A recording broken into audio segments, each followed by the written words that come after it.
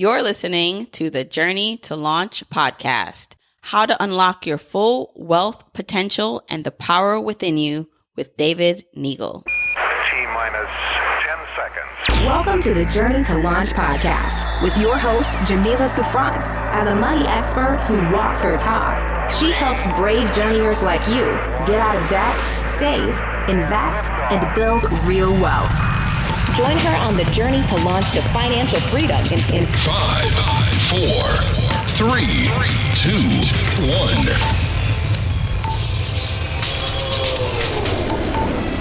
Hey, journeyers. Welcome to the Journey to Launch podcast. Now, I know you're tired of hearing me say that I'm excited for every episode. And like I say, I'm excited for every episode. But this one I think will be a game changer. And I know for a lot of you guys, that is a big promise because there have been a lot of game changing episodes that you've heard to date. I know because you tell me that these episodes have changed your life. But this will probably be so far out of all the ones I've recorded, one of the ones that will be on the top 5 of things that I will continually direct people to listen to when it comes to understanding how to reach their financial freedom and independence dreams, and not just about money, but their life dreams. And I'm really excited about this. So I'm bringing you a conversation that I've had with David Neagle. David is the founder of a multimillion-dollar global coaching company, and he's helping thousands of entrepreneurs and experts and self-employed professionals gain the confidence to find the right mindset to increase their revenue, their endeavors, and to just live their best life. So I started listening to David's podcast a little while ago, and it really, really stuck with me. I mean, all his episodes are really great, but when I heard him talking, when I heard his podcast, I was like, okay, I have to have him on my podcast so my journeyers could hear all this amazing information. His podcast is called The Successful Mind, and I will link it in the show notes. So if you go to journeytolaunch.com/episode 99, that's journeytolaunch.com/episode 99. There you'll be able to find the links to the things that David and I talk about and to his podcast episode. And I'll try to link some of the ones that I particularly really, really love. But in general, I really think you're going to enjoy this episode. So I want to hear what you think. So as you're listening, take a screenshot, share it on social, tag me at Journey to Launch. I'm on Instagram, Twitter, and Facebook as Journey to Launch. So without further ado, let's hop into this conversation with David. Hey, journeyers. I'm really, really excited to bring you this interview because I've been binging on this man's podcast and content for the last couple months, ever since I found out about him. And you know how I am. Whenever I find something that I know is helpful to me and will be helpful to you, I just have to try to get them on the show. So welcome to the podcast, David Neagle. Oh, thank you for having me, Jamila. It's fantastic to be here. Your content speaks to me. It speaks to me because I love your approach on taking control of your life and this idea, this truth that wealth and money and success is inherent. It's like our divine right. And this is what I want my journeyers to understand also. So I know we're going to dive deep into all of that. But first, before we begin, I want people to understand more about your backstory, how you became to be who you are today, because you weren't always this aligned with your purpose and money, right? Yeah, no, I really was not. I grew up in a lower middle class, working class family in Chicago. And it was a family that ended up in divorce. My parents were present early in my life, but then around 13, they were very much not present. So I was kind of on my own. I was a terrible student in school. I was extremely bored. What I didn't know how to do was work. Well, I think I got my work ethic from my father. He was an incredible hard worker. And so I got a really good work ethic. And in one way or another, what I realized at some point in my life was that I had always been doing something to earn money. Even when I was a little kid, had a lemonade stand. And competing with other little kids' lemonade stands, on the street in the summertime in Chicago. But I started working around 13 years old, and I've been working ever since. So work was kind of like my platform. I knew how to do that. I just didn't know how to make a lot of money doing it. And I quit high school when I was 17. So I just did not get along with school at all. It was just not a good fit for me. So I quit when I was 17, and I started going my own way, and I was making really poor decisions. I did not have a lot of guidance in my life at that time. And I did what I saw other people doing, which was, getting married, having children. So I got married, and I had 2 children by the time I was 22, and quickly found out that I did not have the ability to fulfill that responsibility. So I was pretty devastated by coming into that realization, because part of the realization was also, this is pre-internet. The only answer was to go back to school. And I needed time and money to do that. And I was working 6.5 days a week, basically 2 jobs, and I didn't have the time or the money to do that. And then I had 2 very significant events that really changed my thinking and it was the crux of my life turning in a different direction. It was the fork in the road moment, so to speak. One was in 1989. In September of 1989, I had a water skiing accident on the Illinois River, and I got separated from the boat, and I was sucked through a dam in Marseille, Illinois. Now, at that time, I was only one of 2 people that ever survived going through it. This is a weird thing, but they told me that people get sucked through it every year and they die. And I was thinking to myself, this is one of those things, like, don't you think you should solve this problem? Like maybe put like a cable or something across the river that people can grab onto if they get too close. But anyway, they didn't. And the other person that survived, he was paraplegic or something from it. I got hurt pretty bad, but nothing that wasn't repairable or just through healing. But that did something for me where at that age, most kids, teenagers, young adults are not thinking about the end of their life. And that got me thinking, it's really bizarre. You could be really having a great time one moment and then your life literally be over the next moment. I mean, before I got sucked to that dam, I was having a fantastic time that day. And in a minute, I went from a great time to fighting for my life. So that really played on my consciousness in a very big way, because I felt like there's a reason this happened. There's a reason that I survived it. I didn't pretend to know what that reason was. I had a lot of immature conclusions that were coming to my mind around it. But it really did cause me to wake up to the idea that I had not been doing anything serious with my life at that point. And if I died that day, that I would have left my wife and kids with nothing but a stack of problems.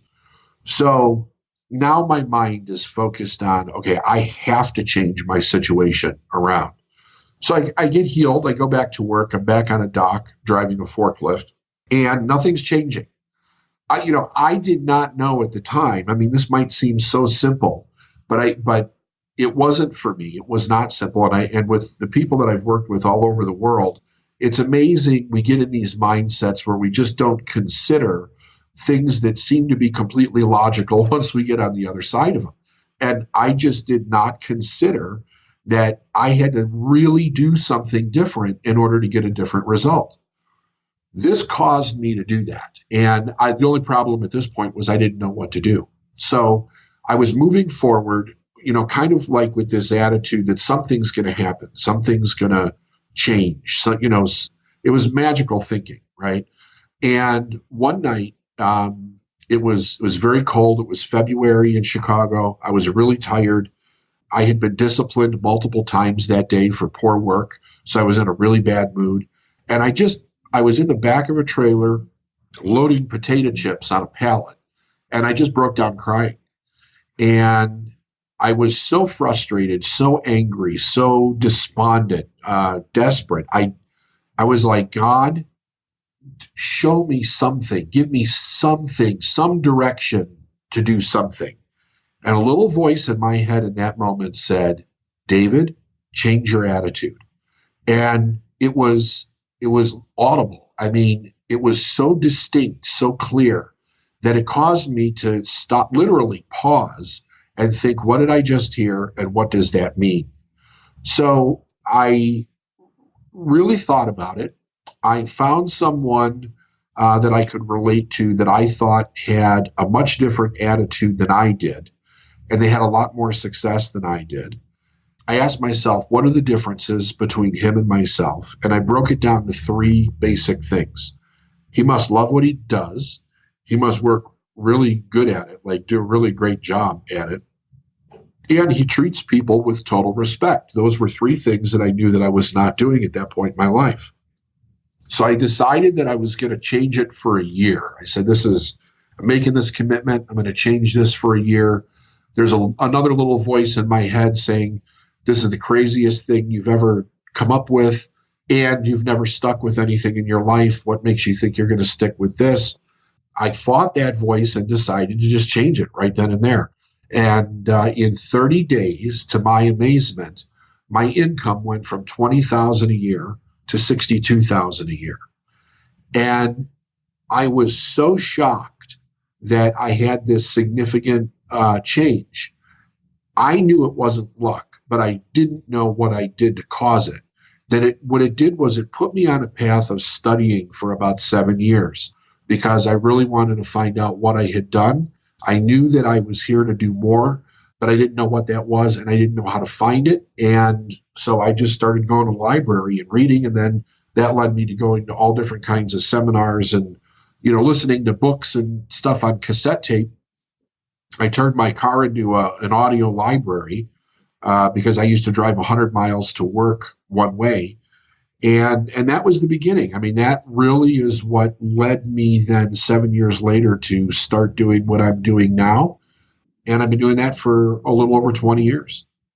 Wow, what a story. I mean, I'm listening, but thinking how so many people have moments, and they might not have been as extreme as a near-death experience, but these moments, and I had a moment similar in which, not a near-death experience, but something where it jolted me and said that there must be something else. Like, there's a reason why I'm having the feelings I'm having, but what's the next step? And it seems like it took you a little bit of time, even after the accident, to actually implement some of the things that you started doing to actually change your position. But what I love that you said was you had this internal voice. And I don't know how you identify that. It really doesn't matter, but whether that is, you think that's the universe or God or something telling you, or just your inner being telling you there's something else out there for you. You need to do something different. But then you also had this other voice, like what some people call maybe the imposter syndrome, or that negative, if you have the angel and devil on your shoulder telling you, who are you to do this? And I find that so many people have both voices, and sometimes they listen to one and they listen to the other, and instead of doing anything, they just stay stuck. So that voice that told you or asked you, who are you to do this? What made you choose not to listen? Because so many people listen to that voice and don't do anything. Well, so that's a really great question. And the answer to it is twofold. One, when I tell people this, they kind of look at me like, okay, this guy's gone off the edge here.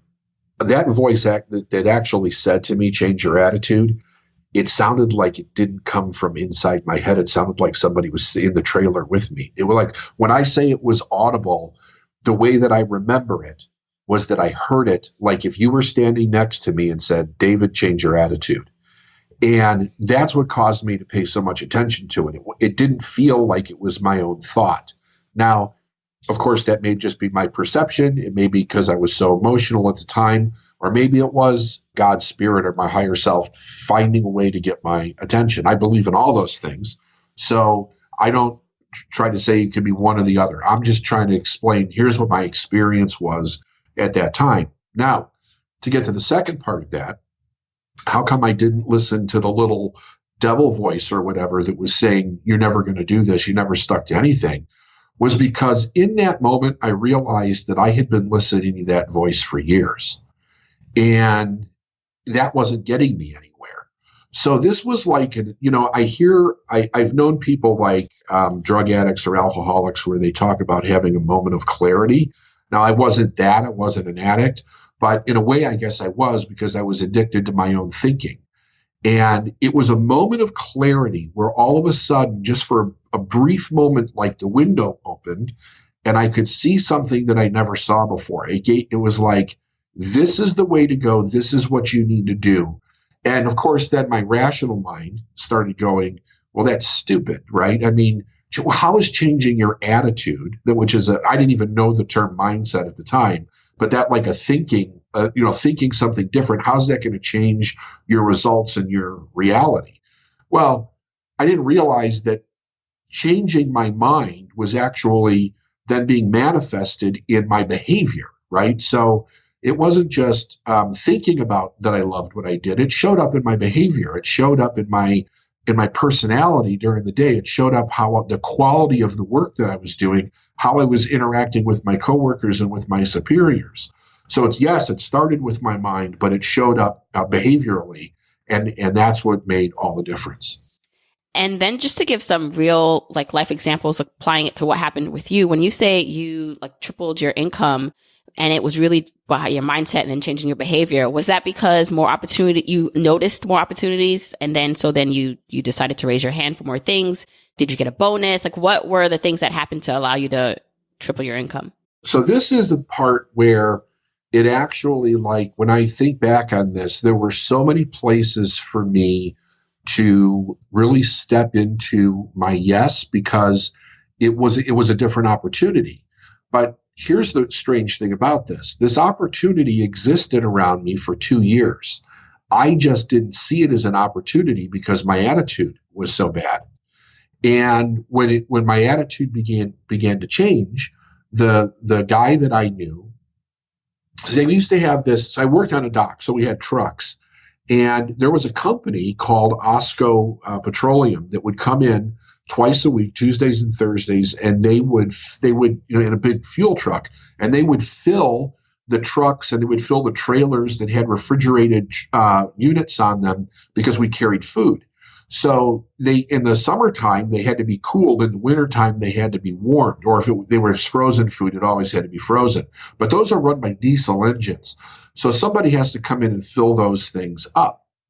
So there was this guy, his name is Drew Batty, and he lived in Whiting, Indiana. And he said to me, he's like, when are you going to get out of this place and do something else? It was really weird that he said this to me. And I was like, I don't know, Drew, where am I going to go? I just have no idea. And he said, why don't you come work for us? We're hiring. And I came up with all these excuses why I couldn't do it. You smell like diesel fuel. I mean, you reek when you come in here. I was kind of, joking around with him, but partially serious. And I'm like, you're filthy. You're out there working. I'm on a dock, but at least I have a roof over my head. You're out there in the rain, the snow, when it's 98 degrees at night and it's mosquitoes. At least I'm underneath this roof. And my last thought was, and you drive a bomb, Drew. You carry fuel. Like, what if that thing blows up? So it's like all ignorant thinking, all fear-based thinking. And I said, besides, how much could you possibly make doing that? And his response was, well, last year I made $50,000. And that stopped me in my tracks. I didn't believe him. And I was like, BS, there's no way. He said, I'll be here Thursday. I will bring you a copy of my check. I said, okay, you do that. Because I really didn't believe him. Thursday came, he brought me a copy of his check. Sure enough, he made a little over $50,000. And I said, where do I get an application? So the reason that I made more was because I was on the bottom of the seniority list. I took the route with the most mandatory overtime. And that year I made $62,000. So yes, it was an opportunity that had been around me that I didn't recognize as an opportunity. And I remember when I started studying, I got a hold of, I don't remember how I got a hold of this, but it was Napoleon Hill's Think and Grow Rich. And in the introduction, there's something called the sly disguises of opportunity. Now, I'm searching for answers at the time. And I read this little paragraph where he talks about how opportunity comes disguised as misfortune or temporary defeat or being unfortunate. And this is one of the reasons so many people don't recognize opportunity for what it is. And I thought, that's exactly what my problem was.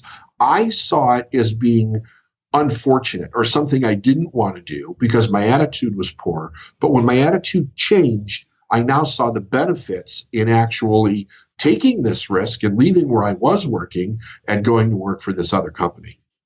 Wow, that's so powerful, because what I believe that thinking does, what I know that thinking does, is that you get the power back. So no matter what situation you're in, if you're listening to this, because there are some people listening who are totally unhappy with their jobs or their income and their situation. And, there are some things that they didn't have a choice in, right? Who they were born to and their parents, and maybe some things about their upbringing and whatever things outside of their control, but then taking that power back and being able to say, okay, but how can I view these then as opportunities? I have a woman I interviewed, episode 86 actually, and she talked about she is a waitress and that she views that job as such a giving job, and it has afforded her so many opportunities, and she loves to serve. And she feels that income is limitless because her tips, like depending on who comes in, you just never know. And I thought about how some people who have a similar job as a waitress don't view it like that. And this woman, she's only 27. She is well on her way to becoming wealthy. Her net worth is $100,000. She's only 27. And I'm thinking just her attitude makes all the difference in her life. So I'm really hoping that anyone listening here can think about their situation and look at these misfortunes or things that they're not happy about and look at it as, okay, but how is this going to be a launching pad, or how can I use this to propel me into and to see what is there for me to do and to become better in and succeed. I mean, congratulations to her, because that is the kind of thinking that allows a person to go to 6 figures or 7 figures or 8 figures in their lifetime. There's wherever she got the gratitude from. I don't know where she got it from, but I think congratulations. That's absolutely amazing. When you're grateful in life, you see the blessing in everything that you have, even when you don't have much. And that really keeps you looking forward to different opportunities and growing and helping people.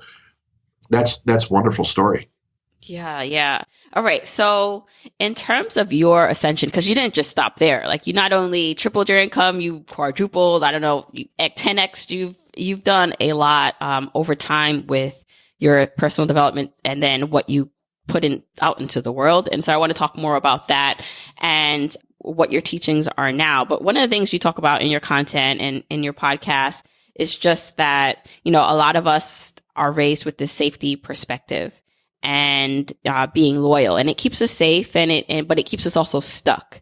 And that how, the school system and the corporate system is designed to kind of keep us in line. And a lot of us have these dreams or visions of more, but then we're afraid to go and pursue them or step out of that box because we're afraid of just being out there. So can you talk a little bit about that? Yeah, absolutely. So it is. I mean, everything that we learn from the moment that we're born is about how to be safe and secure and certain in life. And it's interesting because we're very susceptible to that teaching, given the fact that human beings need their parents for so long in order to stay alive. There's no other life form on the planet that needs parents as long as we do. And the other thing about that is that we don't have the instinctual knowing, or at least we're not aware of I think we have more than most people realize, but based on the way that we're currently raised, it's like we don't have the instinctual knowing of how to survive in our world. So when we're little kids, prior to the age of 7, we do not have a rational mind or a critical mind developed. And everything that's going on and around us is going into our subconscious mind, and our subconscious mind does not have the ability to reject. So we're getting for 7 years, and the 9 months that we're when mom is in pregnancy with us, all the other information is going into our subconscious mind and becomes a foundation of our belief system and how we think. As our critical mind begins to develop around the age of 7, we're drawing from that information that we've been programmed with, and we use that in our evaluation of the experiences and the learning that we're then taking on at that point in our life moving forward. But we're put into systems that are basically preparing us to go to work for someone else. They were all those systems were created out of basically the Industrial Revolution. And it's, the schools that we go to, the way that they're structured is very much like we're structured when we go to work for somebody else in a corporate job or basically any other job. And there's a lot of inherent suggestion, a lot of it directly, that we need to be, do, and have certain things in life in order to be safe. So there's two basic lies that we're taught that a lot of people believe in. And I don't think that people teach us these lies because they're intentionally lying. I was asked this question in an interview the other day. Somebody was asking me, do you think that people are intentionally doing this? And I said, no, I just think that it's been believed for so long that it's just passed down from one generation to another as truth, but it's not actually truth. And that is that we're here to be safe and certain, and that we have to be and act a certain way in order to interact with other people so that they'll like us and we're able to hold a job or keep a career or climb the ladder or get good grades in school or be part of the peer group.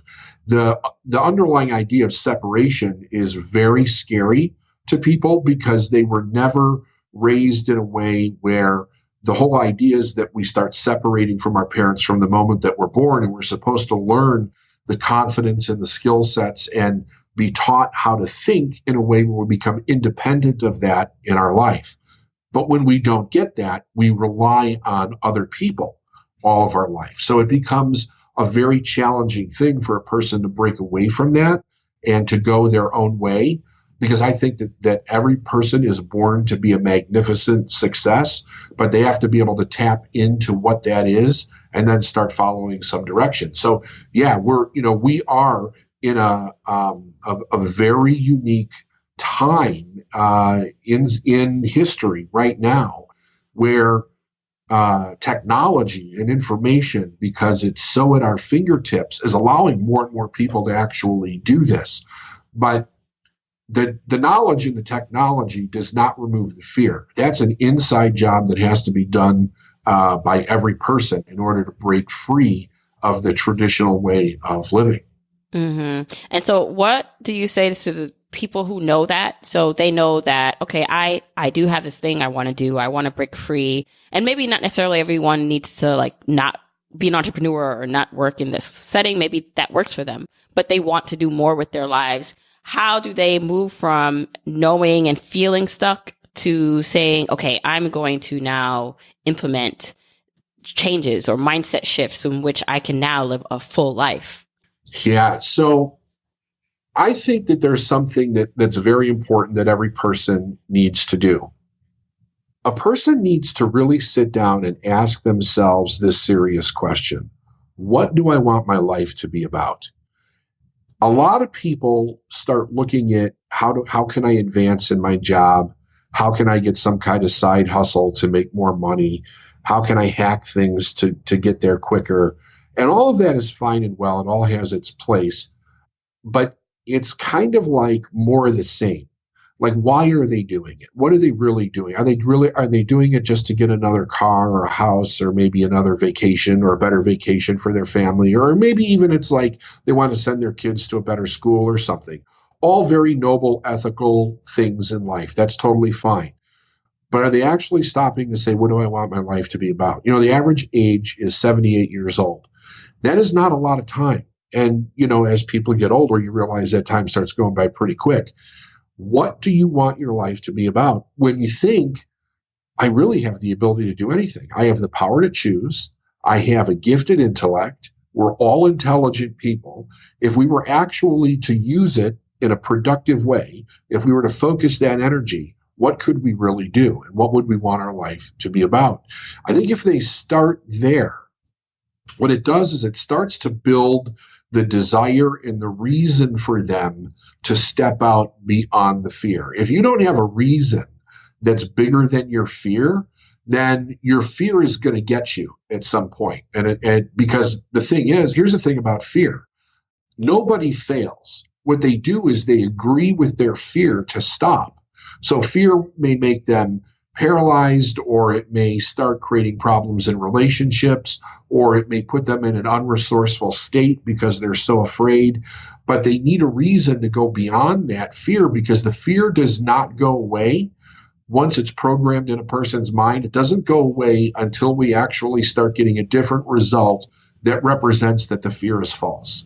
Because we always have that little niggle in our mind that says, yeah, but you don't have the money in your bank account yet. Yeah, but you don't have that better job yet. Yeah, but you didn't make any sales today. It's always trying to tell you what you don't have, while you're trying to grow into what you want. Does that make sense? It makes total sense. And it reminds me of when, if you, like you said in the beginning of your story, how you tried things and maybe you didn't stick to it. And I find that's a problem for a lot of people, is that what makes this different? You tried before and you have not stuck with it, or you failed. Like that repeating process keeps people stuck. Yeah, it absolutely does. And so when that fear starts to come in, what it does is it gets you focused on something in your life that is real, like a problem or a fight with your spouse, or some kind of tragedy or a major problem that is showing up in your life. And when we focus on it, what ends up happening is that takes priority over what it is that we were going to do to achieve a higher goal or a dream. And we agree with that thing. So the moment that we agree with it, then that gives us the perfect reason to stop doing what it is that we were doing. And it's a very interesting phenomenon. But if you find, like, I have interviewed so many successful people who have gone through periods of failure in their life. And when they did that, it all came down to something happened in their life. They agreed with it, the problem, the situation, the circumstances around it. They became unresourceful, which then built more fear. And they ended up saying it's not worth it, or I can't do this, or I'm going to lose my marriage, or there was always some kind of an effect, a consequence that seemed bigger than the win that they were actually going for. So they ended up stopping. And you hear that often, right? The people that are successful, the major difference is that they just keep going while the people stop. Correct. Absolutely. And I'm not trying to tell people you have to ignore the things that come up. You just have to handle them with emotional intelligence, right? It's like the saying, EQ is better than IQ when you're building a business or moving forward, because if you can control your emotional state when it's hard, frankly, it is hard. There's no question about it. It really takes work and practice to get control over the way that we react in the world. But if we can actually do that, then the problems that show up in our life, we can say, okay, here's the problem. This problem was created by the law of cause and effect, meaning that something caused this. I'm experiencing the effect. There has to be a solution, because that's also part of the universal laws. Being that there's a solution, all I need to do is to find out what is the cause of that solution, and I need to be, do, or have that cause, and I will fix the problem. And I will do it every single time. What I don't want to do is to get stuck in the emotional drama around the problem. I want to see it matter of fact, just for what it is, not make it better, not make it worse, but see it as accurately as I can, and then begin to fix it or change it. Right. Great. Just great perspective on that. And then the other thing that you talk about a lot, and I believe most people don't know this or don't recognize what it is this universal law, which you just mentioned, but the law of polarity. So that fact that we have things in our life that we don't want, or the negatives that we don't want, but on the opposite end of that, it causes us to realize the things we do want. So can you talk about that a little bit? Yeah, the law of polarity is my favorite universal law. And the reason that it's my favorite is because I realized I was using it when I didn't realize I was using it. I was what you would call an unconscious competent. I started doing things based on those laws, but I didn't know I was doing it. So when I started to understand the law of polarity, the way that I explain it is this. Everything in the universe is created in a whole or complete. So all the knowledge that ever was or ever will be is 100% equally present in all places at the same time. We don't see anything in life that was created in fractions or in halves. It's all created as a whole. So the law of polarity states that everything in the universe has an opposite side, and it's equal and opposite. So if you have an up, you have a down. If you have an in, you have an out. If you have a left, you have a right. If you have a problem, you have a solution. Now, those things seem to be relatively obvious to most people when they think about it. But here's where what they don't consider. The desire that we feel inside of ourselves, which comes from the Latin root desire, which means of the Father, is spirit communicating with and through us to be, do, or have more in our life. It is actually our spiritual DNA pointing us in the direction for us to fulfill our purpose. So when we have that desire, and it is saying that, go make more money, or you want to have more in your life. There's that. And then if we have a need for something, like let's say we don't have the money to pay the bills this month, so that's a need. We have the bills, we have a desire to pay the bills, but we don't actually have the money. The opposite side of that is the fact that the money is actually there, that the solution is there. The opportunity that you don't have but you have a desire for is there. The people that you need to meet that you don't know and you have desire to meet them, they're there. So that means that it's connected. The desire is connected to that solution. The need is connected to that money or whatever it is that you need for your life. And it's already in your life, but you can't see it because your mind is not programmed to see it. So it doesn't recognize it. And that, a person needs to really think about this because it can be a little heady when you first hear it. But that's exactly what happened to me. I did not see my friend Drew as an opportunity. I just didn't for 2 years. And then I kicked myself when I realized that I had been suffering for 2 years needlessly, but based out of my own ignorance. So with the law of polarity, anything that you need in your life that you don't have has to be in your life already, and it's very close. But you have to train yourself to be able to see it. And that's one of the things that I do with people. I have an extraordinary track record of taking people from relatively low incomes over 7 figures in 12 months. I've been doing it on a regular basis for 20 years. And it started with me. I did it with me first. When I realized how easy it was once you start to understand this law, it totally blew my mind. But the law is applied to everything, not just money. It could be people. It could be any resource that you need in your life. It could be any solution to any problem that you need. But you have to understand that law says that whatever you have on one side, you must have on another, even if you can't see it. Price Pritchett, who wrote the book U Squared on quantum leaps, if you've never read it, you should get the book. It's fantastic. In that book, he said, absence of evidence is not evidence of its absence. So these laws are based in physics, right? So we know in quantum physics that there are particles that exist by the trails that they leave behind, but they move so fast we haven't actually been able to see the particle.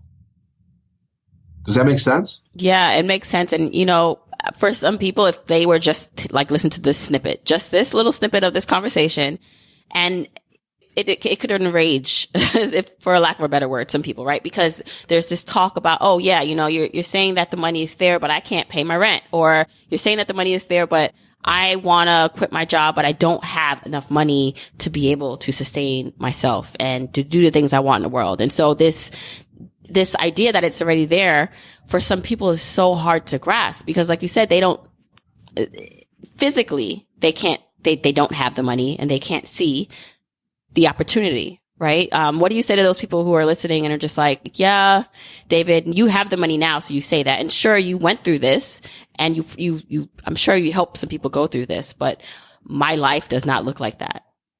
Yeah. And you know what? I completely respect and understand what they're saying. When I was on that side of it myself, if somebody had told me this, I would have thought it was the craziest thing that I ever heard.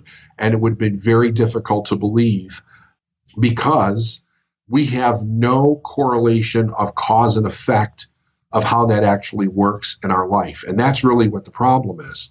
So we understand a lot of things. Like if we want a glass of water, we don't even need to think about it. We can get up, get a glass, go to the fountain, get a glass of water.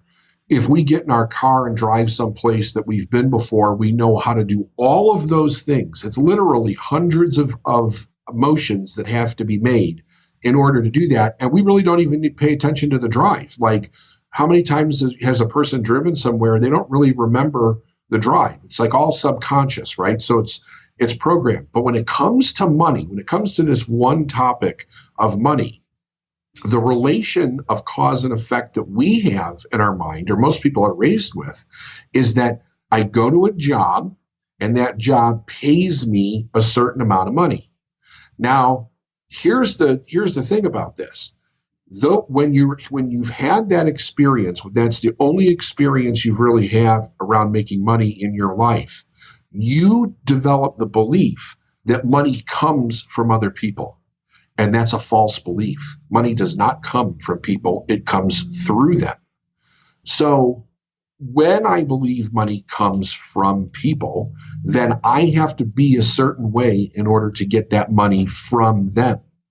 So what I teach people is this. One of the things that we need to do is we need to break that cause and effect and understand, begin to practice the skill sets that allow you to create money, whatever amount you want, whenever you want it, but you're actually creating it. You're not trading time for it, which is what you do when you work. Now, I'm not saying that a person shouldn't work a job or have a career. If that's what you want to do, I think that that's fantastic. But I do think that everybody should learn how to create money in their life if they so choose to do that, because it sets them into a totally different way of living that's free. You're not reliant on other people anymore once you do this. And plus, there's no limit to the amount of money that you can make either. So number one, I completely respect where they are. I totally realize how ridiculous that actually sounds. And the truth of the matter is that it's only ridiculous because you haven't had the experience of it yet. If you were to allow yourself to have the experience, even if you started off very small, you would build on that actually very rapidly in your life.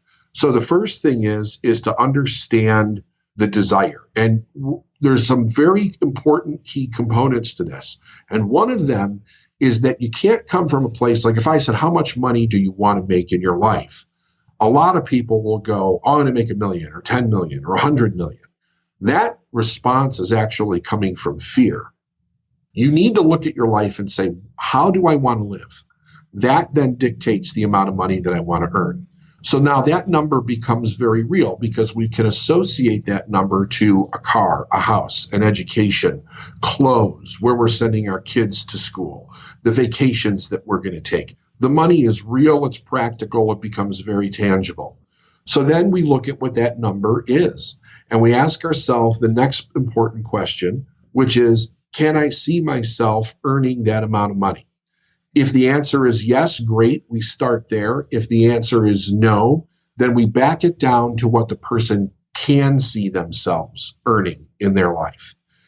Where whatever that number is, then there's an exercise that I have them do. And the exercise is basically this. They make a list. All they have to do is think about where are all the places that this money could possibly come from. Now, when you do this exercise, your mind immediately wants to start kicking out the answers that it comes up with. Like you might say, well, I want to start a business and I need $50,000 to do that. I could go to a bank and get a loan. But immediately you think, well, my credit's terrible. I don't have any collateral. Nobody's going to give me a loan.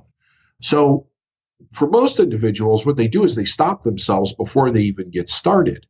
Every time your mind gives you a reason why not to do it, you have to ignore that and just write down all the reasons that your mind comes up with how to do them. Then if the person would take action on each one of those things until it's completely dead, it either gives you the money or part of the money, or it completely runs out of resource, in that list somewhere you're going to find the solution. It has to be there. In 20 years, I've never had a person do this all the way through it and not actually get the amount of money or the resource that they were looking for. Mm-hmm. I love that exercise. And I love that it's so tangible for anyone to just like start doing. And it's interesting because this phrase, when you ask someone, okay, how much do you want to earn to support the kind of life you want to live? A lot of people, actually, if you ask them, don't believe they can earn it. Even if they say $1 million, like they're saying it out of fear, knowing that they don't think they can really earn $1 million. And then that guides their inaction or their sabotaging actions to not reaching their goals because they really don't believe they can actually do it. And so one of your books that you say is your favorite book and has helped you guide you through this process and about just the divine right for people to be rich is The Science of Getting Rich by Wallace Wattles. Can you talk a little about this book and why you love it so much? Yeah. So all of my life, I was walking around with a question. The question started when I was 4 years old, and it came out of a tragedy that happened in my family that caused a lot of suffering. And at the same time, I was also being raised Catholic. So I was going to church. I was doing catechism classes, that type of thing. And we were learning that we come from a loving God and that God loves all of his children. Well, this caused this question of, if that's true, then how come my family is suffering so bad? And why do I see other people in the world suffering so much? And I would go back and I would ask the question to the people that were in authority in my life, the priests, the nuns, the deacons, regular school teachers. Nobody could answer the question. And I would actually get disciplined for asking that question because they thought that I was trying to cause trouble or something. Like, you shouldn't even be thinking this. And then they'd whack me with a ruler or something like that. And the question then became, either we don't come from a loving God, or there's something that human beings don't understand. There's something that we're missing. I didn't believe that we didn't come from a loving God. I totally believed that, even as a child. But I did believe that there was something that we didn't understand. So then that became my pursuit since I was 4 years old, was to answer that question. Now, I had gotten a lot of answers. I had a lot of experiences, but nothing was putting it in any logical order in my mind until around 1996 or 98. I forget which year it was. I came across the book, The Science of Getting Rich, and I sat down on a Saturday afternoon and I literally broke into tears because everything that I believed inside that I had feeling around, but I couldn't make sense, it was laid out logically in that book. And I understood money, its place, resources. The whole idea that we're raised with lack as a belief system is completely false. It's one of the most powerful books that's ever been written about money and our relationship to money and how we actually bring money in our life. That I tell people all the time that book alone I can directly relate that book to 20 million in income in my career, and indirectly relate it to all the rest of the income that I've made over 20 years. So it is extremely powerful. It's a book that I have all of my students read. I don't have one person that I've helped become a millionaire or higher that has not read and studied that book. It's just absolutely a phenomenal book. I just recommend that everybody read it and actually study it. You got to make a study out of it. Yeah. And it's one of these things where you talk about it in one of your episodes that you had seen the book around, you weren't that impressed or didn't really care to pick it up. And just one day you did. And again, it's the idea that the answers are around you and the resources are there. It's more about you recognizing them. And I love this quote, when the student is ready, the teacher will appear. But like the teacher is always there. Like it's just waiting for you to recognize it and to ask the question. Yeah, absolutely. When I first saw the book, I thought it was a book on economics or investing or something. Like, what do you do after you have money? And that's not the answer that I was looking for. But the book kept showing up over and over again, and I finally picked it up. I think that the other main thing that it does is it really helps challenge a person's belief around money. We have such erroneous beliefs around money that it does keep us paralyzed to some degree as far as the amount of money that we earn and the amount of risk that we take. If you think about this, money is the resource. Like we're always talking about how money is not the most important thing in the world, and I totally agree with those statements. But the other truth is that money touches every decision that we make. There's a financial component to every decision that we make. And it's the one thing that we have the least amount of mastery over, at least the masses around the world have the least amount of mastery over. And it's not about being smarter or luckier or educated in the stock market or real estate or whatever. All of those things are fine and well. But how do I bring the money into my life to begin with? How do I master that? Because if I can master that, that's real wealth. See, nobody can take that away from you. You can make a lot of money and somebody can take it away from you. You can make a lot of money and make a mistake and lose it. But can you make it back whenever you want? And that's what that book is about. Love that. Love that. So we'll definitely link where people can pick that book up and encourage people to get that. And so before we wrap up and we let people know where to find you, what is one thing? I mean, you gave a lot of very actionable tips, like getting this book and, some exercises. But if you can tell somebody, a journeyer, one thing to do as soon as this stops playing to really change their life or to at least get started on the path that they want to or continue on their journey, what is that one thing they should do? The biggest thing that I believe helps individuals is to determine where they have the biggest weakness, that if they strengthen that, it would help take care of everything else. Now, for most people, they don't ever really think about it, but it's trusting themselves. So what I have people do is make a decision to accomplish something that you know you're going to stick to, so that you're really coming at it from a different level of commitment. And then make that a permanent change in your life, that whatever you say you're going to do, you're going to do. You're going to follow through with it. When you do that, you build trust with yourself. And when you can trust yourself, you will be amazed at how easy, or much more easy, everything else is. It's that we literally, most people just don't trust themselves. They've broken their word with themselves so many times that they've become untrustworthy to themselves. If you change that, it lays a completely new foundation for you to then build anything from. I love that. Have integrity with yourself. Love it. Okay, David, this has been amazing. Thank you so much. And let everyone know where they can listen to your podcast, where they can find out more about your amazing work. If they go to davidneagle.com, last name is N as in Nancy, EAGLE. They can find all the information there, and there's a free download called You Were Born to Be a Success. Get it and read it. It'll change your life. Right. And you also have a podcast that I love, right? I do, the Successful Mind Podcast. And there's a link right on the website to the podcast. Or go to iTunes. You can get it on iTunes. Right. I will link all of where you can find David's stuff and what he mentioned in the episode show notes. But wanted to thank you so much again, David, for coming on and sharing your journey and all these wonderful, actionable items that we can implement in our lives. Thank you very much. It was my pleasure. Thanks for having me. All right. What did I tell you? I really hope you were inspired by this episode and inspired to action, because I wholeheartedly believe that the things we want in this world are already here, meaning we don't need to wait to have those things to enjoy life. That's the whole purpose of the journey. The journey is long. It's a marathon, but you're not supposed to wait to the end of it to enjoy and to reap the benefits, especially when you can unlock the power within yourself by changing your mindset.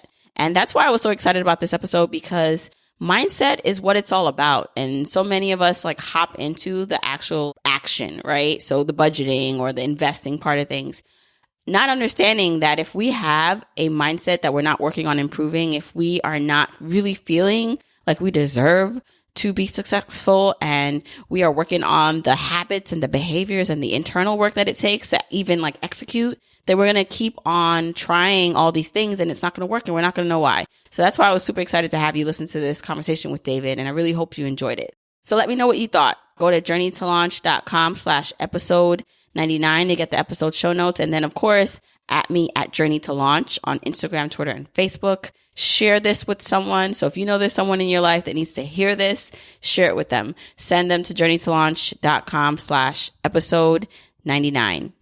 As a reminder, the doors to the Launch Club, the membership community for journeyers looking to take their finances to the next level, they're currently closed, but they will be reopening. And I want you to know about it. If you really are interested in taking what you're learning here to the next level, applying it to your life, but getting the resources, the classes, and most importantly, that community support to help you reach your goals, then you're going to want to know about the Launch Club. You're going to want to join. So to be on the list, to be the first to know when doors reopen, and hey, let's keep this between me and you, but I think I'm going to let people who are on this list get early access. So you don't want to miss out. Go to journeytolaunch.com/launch club to get on the list.